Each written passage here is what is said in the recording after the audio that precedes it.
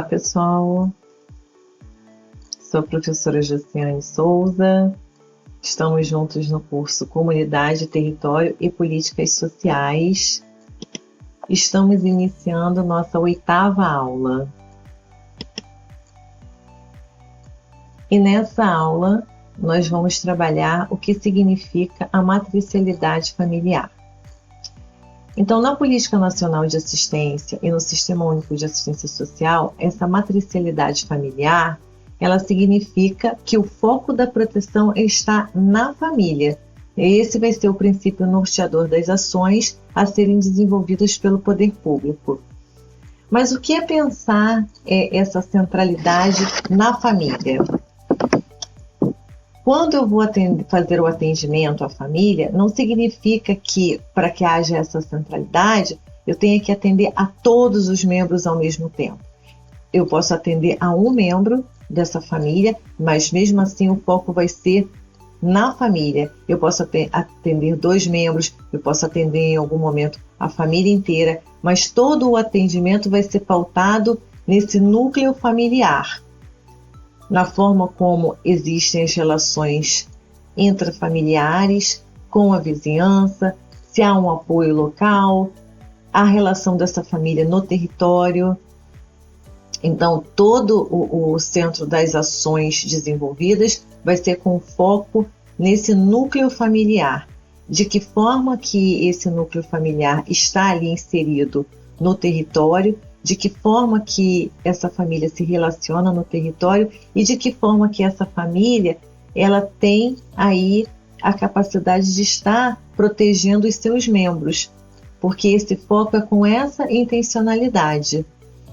E aí a gente pensa, mas que famílias são essas? E se eu tiver a família formada por uma pessoa, mesmo assim o foco vai ser a família? Sim, o foco vai continuar sendo a família, porque a gente vai estar questionando quem é essa família, por que os vínculos foram rompidos, de que forma que essa pessoa se relaciona com a sua vizinhança, com o que existe no território. Então, mesmo que a família seja considerada, como hoje a gente pode dizer, né, que existe vários arranjos familiares, essa família unipessoal, que é o nome para uma pessoa unipessoal, mesmo assim o foco do atendimento vai ser esse núcleo familiar dessa pessoa que está em atendimento. Por isso que a gente, quando atende também uma família unipessoal, a gente não vai colocar o atendimento individualizado, mas sim um atendimento particularizado, porque nunca o atendimento vai ser com um olhar individualizado. A gente vai ter sempre esse olhar para o todo, para a família. É importante a gente pensar também o seguinte, que a gente pensa na família com esse arranjo, focado, né, nessa potencialidade dessa família para a proteção dos seus membros. Contudo, a gente tem que entender que no cenário que vivemos, diante das diversas expressões aí da questão social, essa família ela perde o poder de proteger os seus membros. E aí a gente tem que estar o tempo todo entendendo que quem cuida tem que ser cuidado. E a proteção e o dever, a proteção social e o dever de fazer essa proteção é do Estado. E dentro da Política Nacional de Assistência Social, a gente tem que pensar assim, num avanço muito significativo, porque não existe aí um conceito engessado de atendimento para ser considerado família. Então, assim, todos os arranjos familiares existentes, eles são possíveis. Todos os arranjos, eles são considerados. Então, eu posso ter uma família monoparental, homoafetiva, família extensa, a família de uma pessoa só. E na PNAS existe aqui uma definição que eu gostaria de passar para vocês. Vocês podem encontrar essa definição fazendo a leitura da política, tá? Então, é um conjunto de pessoas unidas por laços consanguíneos, afetivos ou de solidariedade, cuja sobrevivência e reprodução social pressupõe obrigações recíprocas e compartilhamento de renda ou dependência econômica. É um núcleo básico de acolhida, convívio, autonomia, sustentabilidade e protagonismo social, e espaço privilegiado e insubstituível de proteção e socialização primárias. Mas é muito importante que a gente venha pensar no ponto que, como essas famílias estão perdendo, né, essa capacidade de proteção, considerando a ausência de políticas públicas, a ausência do Estado para garantir os seus direitos, para que realmente a família seja ali, então, um lugar de proteção dos seus membros. Por que é importante sinalizar isso? Porque a gente vai entrar num olhar de que essa família, ao não ter a proteção que deveria ter do Estado, ela, na verdade, acaba se colocando num espaço de vulnerabilidade e risco e que perde totalmente o sentido do que deveria ser feito, que é ter o núcleo familiar na perspectiva da proteção dos seus membros. E veja bem, já na Constituição, como está citado aqui no slide, a gente tem aí explicitado que a família é base da sociedade e tem especial proteção do Estado. No artigo 16 da Declaração dos Direitos Humanos, vai estar reconhecendo a família como sendo o núcleo natural e fundamental da sociedade e com direitos à proteção da sociedade e do Estado. Então, essa ênfase que está acorada da premissa de que a centralidade da família e a superação da focalização no âmbito da política da assistência repousam no pressuposto de que para a família prevenir, proteger, promover e incluir seus membros, é necessário, em primeiro lugar, garantir condições de sustentabilidade para tal. Então, eu não posso garantir, né, que essa família consiga proteger se ela está desprotegida. Se o Estado que deveria fazer essa proteção, como está preconizado aí, tanto na Constituição quanto na Declaração Universal dos Direitos Humanos, como a gente falou na Política Nacional de Assistência, ela não se efetiva. Então, se essa família não está protegida, ela não vai conseguir proteger seus membros. Então, isso é um ponto fundamental. Por quê? Porque se a gente não compreender isso, a gente vai trabalhar na perspectiva, no olhar de que essa família ela é sempre culpabilizada pela situação que ela está vivendo, quando, na verdade, ela foi uma família que ela não teve acesso às proteções que se faziam necessárias e de direito, né, para que pudesse, então, realmente trabalhar nesse ponto principal, que seria proteger, prevenir, cuidar de seus membros. Um ponto também importante, só para concluir esse aqui, é que nessa formulação da política de assistência social, tudo é pautado na necessidade das famílias, seus membros e dos indivíduos. Então, para que a gente entenda esse ponto focal.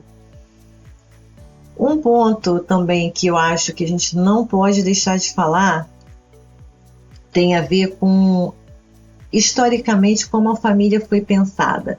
Apesar de existir, né, esse reconhecimento pelas políticas que estão sendo postas, de que a família e seus diferentes arranjos são os elementos principais, o foco, são norteadores da ação do Estado no que se refere à proteção, historicamente, e isso aí vem lá de Vargas, a gente tem aí o modelo da família perfeita, né?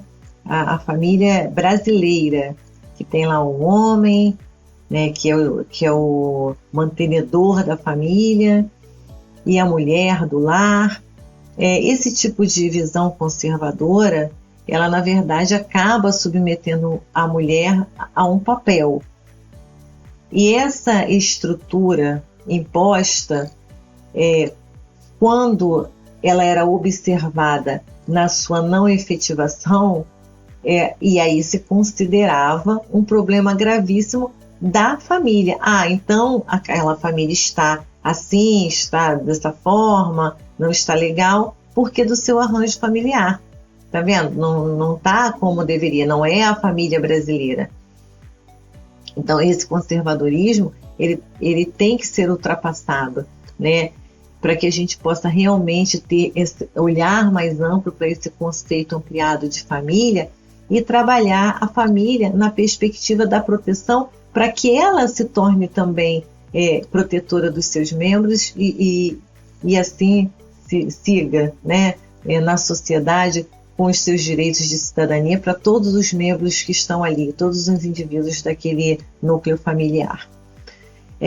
Quando eu penso a família nessa perspectiva, que aí é o familismo, é algo que é contra o que a gente está defendendo hoje na política, eu tenho uma situação de um espaço de responsabilização dessa família, como eu falei.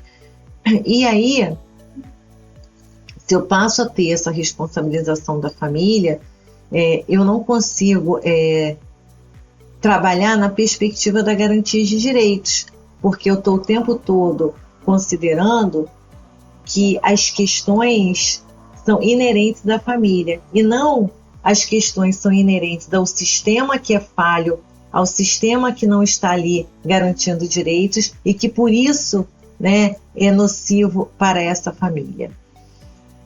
Um outro ponto também interessante quando a gente para pensar nesse eixo estruturante do SUAS, né, essa matricialidade sociofamiliar, é que o Estado ele deve ser o principal provedor, né, da proteção social.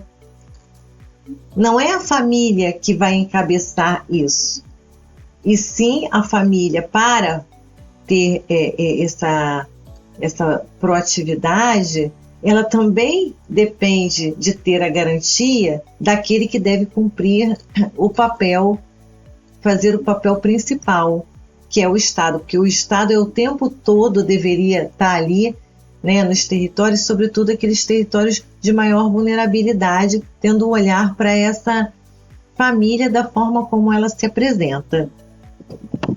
E aí tem uma palavra também que é muito usada às vezes nos serviços, que a gente precisa superar por conta desse conservadorismo, que tem a ver com a fala, essa família está desestruturada. Não existe isso. Não existe uma família desestruturada. É exatamente o contrário. São as políticas que não estão estruturadas, que não estão efetivadas e que não têm a capilaridade de estar ali atuando naquele núcleo familiar para dar conta de que todas aquelas pessoas daquele núcleo familiar tivessem acesso aos direitos. Então, nunca podemos culpabilizar a família, não podemos ter a fala como profissionais ou multiplicadores de informação que existam famílias desestruturadas. Isso é um ponto fundamental de compreensão. Se você ainda tem um olhar de uma família desestruturada, desconstrua isso dentro de você. Desconstrua esse olhar. Esse olhar não é mais possível quando a gente fala do Sistema Único de Assistência Social. E aí, assim, não importa, não é uma questão de opinião. Não é assim, mas eu acho que esse arranjo familiar, mas eu acho que se aquela família não tivesse aquele arranjo, né, falta ali a figura do marido, não sei, não importa. A gente não constrói direitos, a gente não efetiva direitos a partir do achismo ou a partir de um olhar conservador ou de um senso comum, né, que ainda permeia a sociedade, a nossa sociedade. A gente só vai conseguir, né, atuar como um agente realmente assim, do governo, representando, tendo essa responsabilidade, né, técnica de estar ali fazendo essa concretização do direito a partir dos serviços que são ofertados e nossos usuários, né, as famílias sendo inseridas no serviço. Se você realmente fizer um trabalho, você for um profissional comprometido com as diretrizes, com os eixos estruturantes postos pela política. Então não é fazer do jeito que você acha ou do jeito que você pensa na sua casa, né? É realmente se debruçar sobre uma história que precisa ser efetivada de acordo com a luta e conquistas que foram feitas pelos movimentos. Então, se a gente tem aí uma política nacional de assistência social que traz isso, né, que tem como os eixos estruturantes o foco à família, essa matricialidade familiar, a família no seu território, né, e aí a proteção social, a gente tem que trabalhar nessa perspectiva da proteção social, da família como foco na matricialidade familiar, sociofamiliar, para garantias de direitos. E aí essa perguntinha, né, que a gente sempre tem que se fazer. Mas o que é família? Não existe família enquanto modelo idealizado. Isso realmente é uma coisa da cabeça aí de alguém que criou, esse é o ideal, né? É a coisa lá da família brasileira, a família, sei lá, Doriana, Margarina, não sei exatamente o nome que se dá, mas como se tivesse tudo maravilhoso, né? Naquelas figuras conservadoras, pai, mãe, filhinhos. Não é assim. Isso não é uma crítica a esse arranjo familiar. A crítica é a uma visão conservadora que você só consiga enxergar que exista esse arranjo familiar. É isso. Então, assim, e sim famílias resultantes de uma pluralidade de arranjos e rearranjos estabelecidos pelos integrantes dessas famílias, né? Nesse sentido, a família é concebida como núcleo afetivo, vinculada por laços consanguíneos, de aliança ou de afinidade, onde os vínculos circunscrevem obrigações recíprocas e mútuas, organizadas em torno de relação de gerações e de gênero. Então, vamos expandir nosso olhar, já que a política, né, de luta que foi efetivada está posta e está dando um direcionamento para a nossa atuação profissional a partir dessa perspectiva.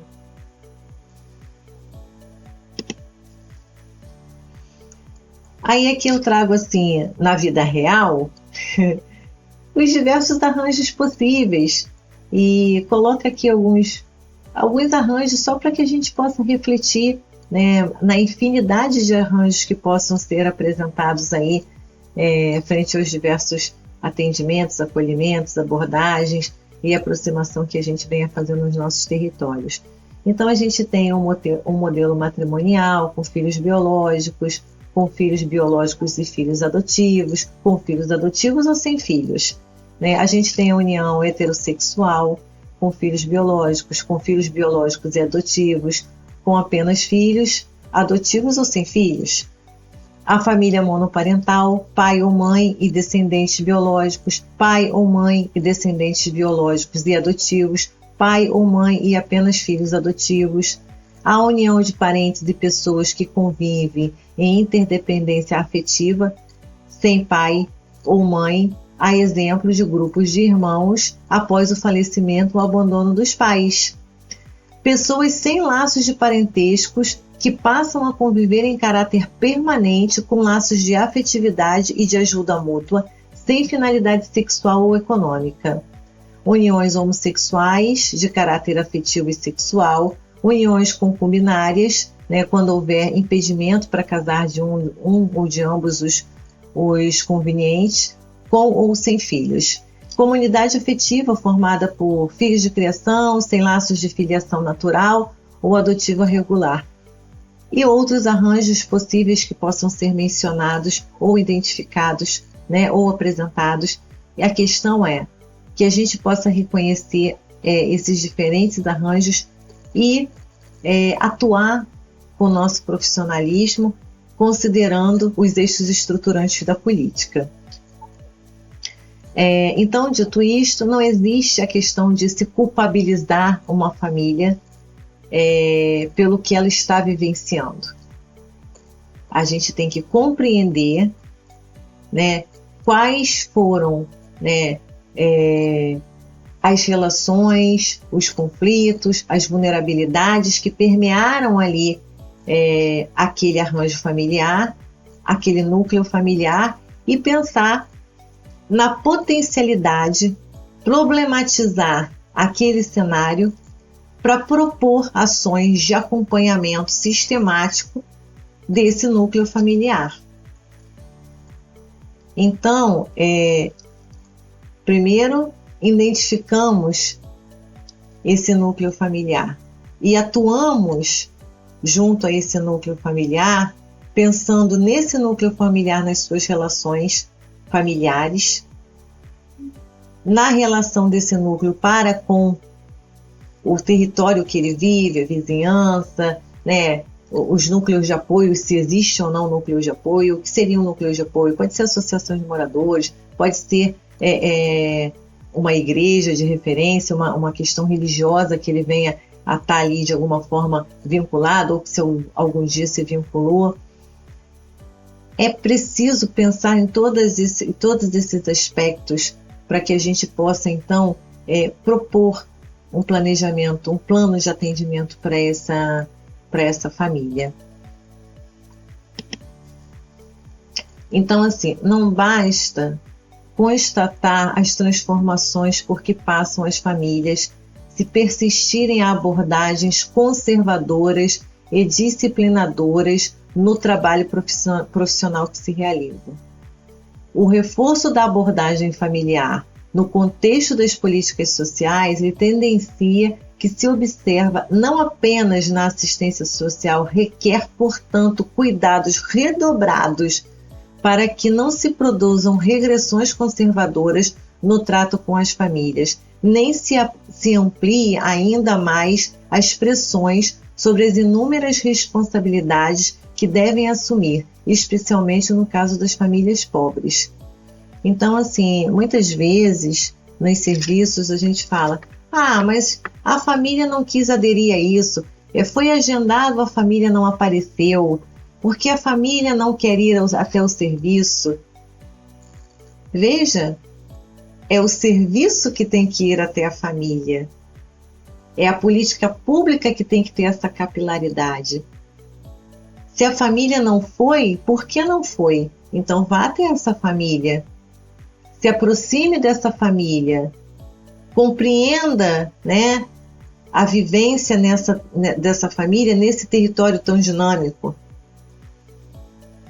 Só assim, compreendendo, tendo esse olhar dos arranjos familiares, da abordagem que se faz necessária às famílias sem qualquer preconceito estabelecido, né, é que a gente vai conseguir avançar na proteção social. Se eu trago comigo ranços conservadores, com certeza eu vou estabelecer uma barreira de aproximação para com essas famílias. E aí assim vai ser muito difícil que eu consiga realmente estabelecer aí uma continuidade, uma efetividade, né, dessa família vinculada ao serviço. Muitas vezes também no nosso acolhimento, abordagem, atendimento, enfim, o que se faz necessário ali com aquele núcleo familiar, eu acabo estabelecendo metas para essa família que ela ali não vai conseguir cumprir. Então, assim, eu não tenho que estabelecer metas para que essa família vai estar cumprindo. Eu vou estabelecer com essa família a possibilidade que ela compreenda o seu protagonismo, que ela se perceba no seu território diante daquilo, né, que se apresenta, sejam os conflitos, as vulnerabilidades, as ausências, mas que essa família perceba acima de tudo que apesar disso, né, esse protagonismo dela tem que ser exaltado, tem que ser construída essa autonomia, essa consciência de direito, essa consciência de participação, de que ela possa se expressar, né, para dizer o que realmente está ali faltando, o que se torna importante. Então essa construção, esse planejamento para com essa família tem muito a ver com o que ela vai estar dizendo e com a escuta, né, realmente atenciosa para aquilo que a família demanda. Então eu não posso considerar o que é importante aos meus olhos a partir de um planejamento robotizado. Peraí, aqui na cartilha diz isso aqui, então eu tenho, não, você vai fazer isso, isso, isso. eu vou construindo. A família se apresenta da forma que é possível ela se apresentar, pelas vivências que ela tem. E aí permeia todo um histórico de vida. Então eu não posso idealizar também um comportamento da família que eu acho que ela deve ter. E sim aceitar a trabalhar com a família exatamente da forma como ela é. Essa família é assim. Esse núcleo familiar é assim. Então, como vamos trabalhar com esta família? Isso é fundamental. O serviço não vai ter a capilaridade se as pessoas que estão nessas relações, elas continuarem com posturas conservadoras. Bem, cuidados devem ser tomados no trabalho social com famílias. Não responsabilizar as famílias pelos seus problemas, dificuldades e condições de vulnerabilidade social, a fim de não reforçar vitimizações descoladas dos fatores estruturantes que condicionam e determinam as situações por elas vivenciadas. Anota isso, pega essa frase, bota na porta da geladeira, bota no teto. Você está trabalhando com famílias? Leia isso várias vezes. Se sinta realmente nesse processo de entender essa fala e não só aqui na leitura e na fala, mas trazer essa teoria para a sua prática profissional, trazer essa teoria para a sua atuação enquanto multiplicador de informação. Não perder a perspectiva societária no trabalho que busca organizar os atores sociais e sociabilidade coletivas para a participação social e para a luta por direitos e transformações concretas nas condições de vida das famílias. Vejamos. A gente vai ter a conferência municipal, da política de assistência social. Aí, eu só vou mobilizar aquele núcleo familiar quando está ali na iminência da conferência. Não pode ser assim. Esse trabalho de conscientização, de empoderamento, de protagonismo, ele tem que ser algo permanente. Ele permeia esse planejamento. Ele está na base do planejamento com o núcleo familiar. Se eu descolar isso do meu planejamento, das ações que eu pretendo desenvolver com a família, eu nunca vou alcançar, eu vou estar tutelando essa família. E aí eu não posso jamais realmente planejar nada desconsiderando esse aspecto. Porque senão eu novamente não consigo trabalhar na perspectiva da proteção social dessa família e na garantia de direitos. Na Constituição, no artigo 226, está descrito a especial proteção do Estado à família, sem condicionar a instituição família a um conceito único. Então não existe essa condicionalidade. Se a família é assim, ok. Se a família não é de outra forma, não tá. Não importa. Não importa a família da forma como ela se apresenta, a proteção é o direito e dever do Estado. A família atual é centrada no conceito de dignidade humana. Então, todas as organizações familiares cujo fim seja a humanização da pessoa devem ser protegidas pelo Estado. Então, não cabe mais o questionamento de que proteção é essa. A proteção é um direito, a proteção social é um direito. E de que forma que todas as famílias existentes, elas realmente possam ser protegidas pelo Estado. Como que a gente pensa hoje essa proteção? Como que a gente pensa hoje a proteção social? Você já parou para pensar sobre os vários arranjos familiares que existem no Brasil? E aí, gente, eu aproveito esse gancho para trazer um relato de vivência. Eu sei que essa letra para vocês, de repente aparece aí um pouquinho reduzida, mas eu queria, no material que vai para vocês, ele está com uma letrinha maior. O que acontece? O Fundo de População das Nações Unidas lembra que as famílias precisam ter seus direitos assegurados em toda a sua diversidade de arranjos.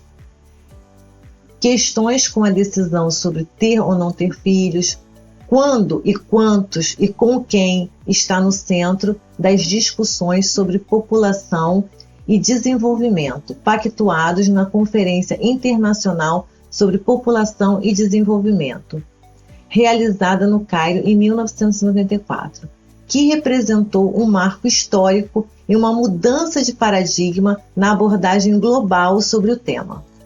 Se antes os objetivos eram exclusivamente demográficos, após esse evento, o foco se tornou a promoção dos direitos humanos, com ênfase no exercício dos direitos reprodutivos e na autonomia das escolhas individuais. Então, no dia 15 de maio, é comemorado o Dia Internacional das Famílias. Em alusão a essa data, o Fundo de População das Nações Unidas lembra tradições de uma família indígena, que mesmo com os arranjos e intersecções com a sociedade moderna, os costumes são preservados. Então, viver em uma comunidade onde, independentemente dos laços consanguíneos, todos fazem parte da mesma família. E é uma realidade que foi apresentada por Márcia Guajajara, né, que foi mãe de 3 filhos, e aos 18 anos ela já era mãe desses 3 filhos, e que ela se casou com 13 anos. E ela fala: eu falava tupi e não falava português. Então criei meus filhos, já em Brasília, falando a minha língua materna. Para a maioria das culturas indígenas, a vida em comunidade, ela representa um conceito ampliado de família que foge à conformação mais conhecida, pai, mãe e filhos. Para esse povo, toda a comunidade é sua família. Então, assim, aqui eu deixo a referência, né, para que vocês possam ler a reportagem completa. E a gente vai estar discutindo um pouco sobre o conceito família e a proteção do Estado. Essa atividade desse relato de vivências é para que vocês possam pensar: vocês estão preparados para atender uma família de uma comunidade indígena? O que vocês vão pensar? Qual é o pré-julgamento que vai aparecer? Então eu quero que vocês, de uma forma muito autêntica, né, vocês reflitam sobre esse arranjo familiar, sobre essa fala, né? Ali diz: nós mantivemos a nossa identidade, a nossa cultura, na nossa comunidade, e aqui família é a comunidade. Então eu casei com 13 anos e aqui todos casam muito jovens. E aí? Como é que vocês estão se sentindo para construir um plano de atendimento com essa família? É possível? Vocês estão preparados? O que é que vocês acham que está faltando? O que vem na cabeça de vocês? O que traz insegurança? O que traz a certeza? E, acima de tudo, o que vai estar ali nesse trato com esse núcleo familiar, na perspectiva de realmente se efetivar essa proteção do Estado? Então, é muito importante que a gente realmente se coloque nesse lugar. A gente não pode se colocar nesse lugar quando a gente está diante da família. Não, isso não é aceitável. Isso na verdade, não garantir direitos. Toda essa reflexão, todo esse entendimento, ele tem que ser feito na construção do nosso processo de trabalho. E não eu me deparar com uma situação para dizer: caramba, esse arranjo familiar, esse núcleo familiar O que eu faço agora? Como lidar? Quais são as estratégias? Qual é o meu entendimento para isso?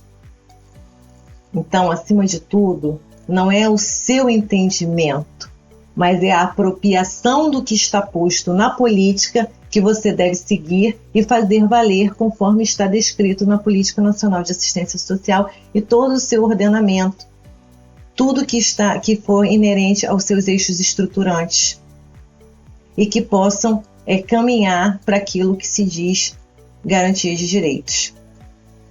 Então, se debrucem sobre a legislação, questionem de que forma vocês realmente conseguem, né, visualizar o que está no pé da letra na efetivação do seu cotidiano, no trato do seu cotidiano. O território, ele é dinâmico e eu preciso realmente estar conectado com essas realidades. Eu preciso estar antenado, eu preciso estar muito comprometido com o que está proposto ali. E se eu sou um trabalhador do SUAS, acima de tudo, eu tenho responsabilidades. Eu tenho responsabilidades que devem ser cumpridas, porque eu vou estar sendo o meio para que aquele núcleo familiar possa estar ali numa relação de efetivação dos seus direitos, de materialização, de concretização. Se eu não tenho, né, a família atendida, se eu não tenho a família acompanhada, se eu não tenho a família de fato vista naquele território, eu tenho uma família invisível, eu tenho ali populações invisíveis. Aonde é que está a questão? Aonde é que está o nó? Então, mais uma vez, ressalto, né, a importância do nosso trabalho de campo e que o trabalho de campo de vocês também pode ser um relato de vivências que eu acho muito interessante. Vocês podem relatar uma vivência e como foi essa vivência, como foi a atuação de vocês diante dessa vivência que vocês gostariam de trazer para o debate, para o diálogo. Mas o importante é que realmente vocês consigam se expressar e cumprir, né, a atividade refletindo muito, de forma muito comprometida sobre isso. Para fechar, eu gostaria só de ressaltar que nós não podemos ter mais espaço, quando nós falamos dos arranjos familiares, para ações moralizadoras e disciplinadoras. Não cabe mais trabalhar, né, ter a família, ter essa centralidade, ter esse eixo estruturante da política, a família como centro, como foco, se eu tenho ações moralizadoras, disciplinadoras, né, autoritárias. Então, fica esse alerta. Se você se identifica, né, em algum momento da prática com essas ações, mesmo que não tenha sido intencional, ou se você identifica, né, que no seu cotidiano de trabalho essas ações permeiam o trato com o núcleo familiar, faz um chamamento aí no seu trabalho, que é preciso conversar, que é preciso mudar essa postura. Então, aqui nas referências bibliográficas, tá? E se vocês quiserem complementar a leitura de vocês. Então, até a próxima aula, tá? E bom estudo. Um abraço.